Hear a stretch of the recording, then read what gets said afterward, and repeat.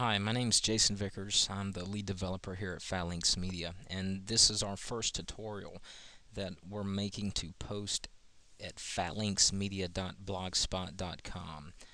This tutorial is going to be about making your first pure CSS div layout, and it's geared towards developers or beginners who are trying to make the transition from tables to divs.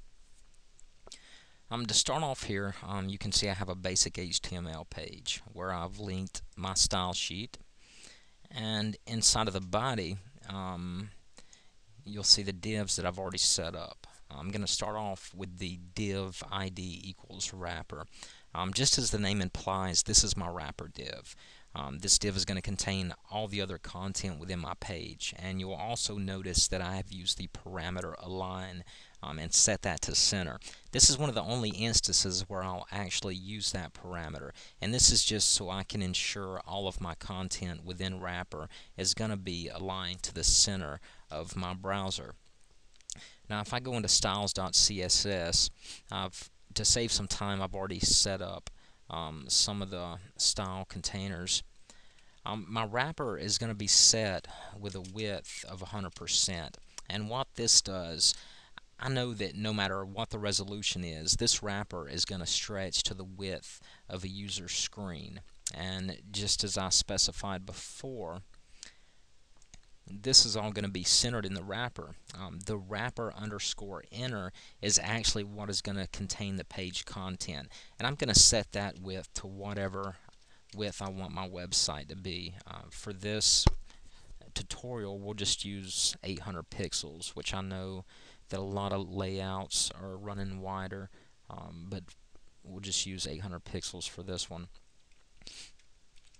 So, and just as I would set my wrapper inner to 800, the body, which itself, which I've split into 3 divs, header, body, and footer, those 3 I'm also going to set at a width of 800. And just as the name implies, they're going to contain the content that's specific to those areas of the web page. So we'll go ahead and set our header width to 800 pixels. And since I'm going to do the same for my body and footer, I'm just going to go ahead and paste these in there as well. And we want to be able to see the divs, because as they are now, the page won't really show anything. So what I'm going to do is give them a height of 200 pixels as well, and then I'm going to come back and set a background color. And we'll start here with the footer, which, let me bring the screen down a little bit so you can see what I'm doing here. We're going to give a background color. The footer, we'll give it a background color of black. The body container, we're going to give it a color of gray. And the header container, we're going to give it a background color of red. So now if I save this and we go to Firefox and I refresh my screen, then you can see that we have our specified header, body, and footer. And the reason it's so small in Firefox, Control and the scroll button will zoom in or zoom out of a web page.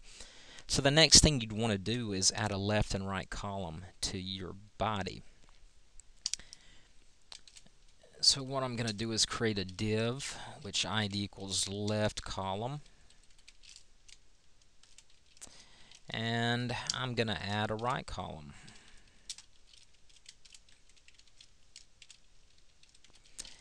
And one thing you're always going to have is div class equals clear.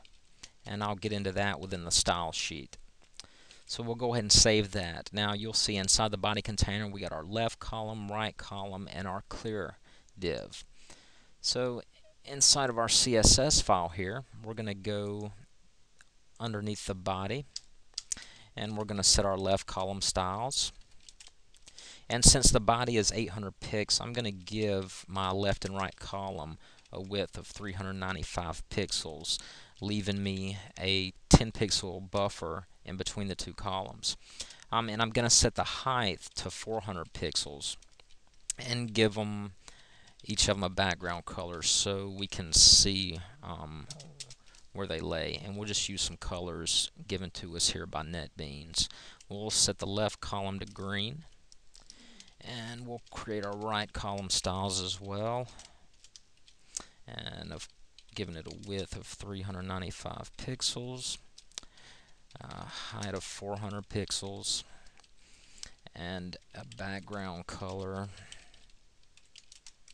and we'll make this one orange. So let's save this and we'll refresh our page, and we're going to see some problems.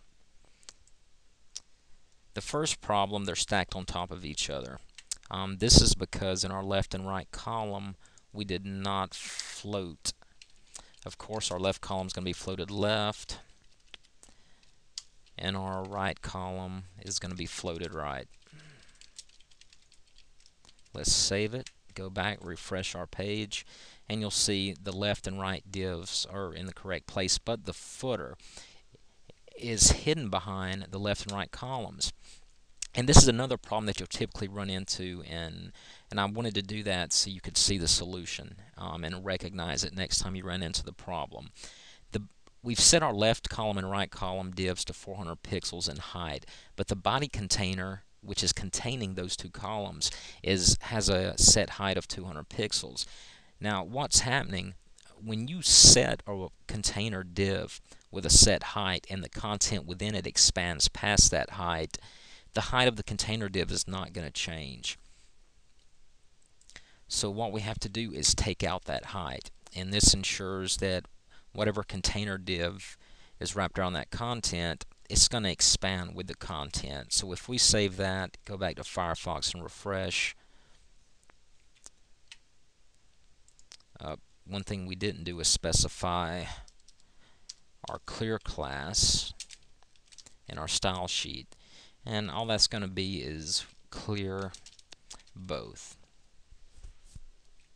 And that just ensures that it's clear in the left and right divs. So if we save that and refresh, everything should be looking good, and it is. And that concludes the two-panel layout pure CSS div tutorial. And the next tutorial we'll go into three-column layouts and some other features that we can include within the layout.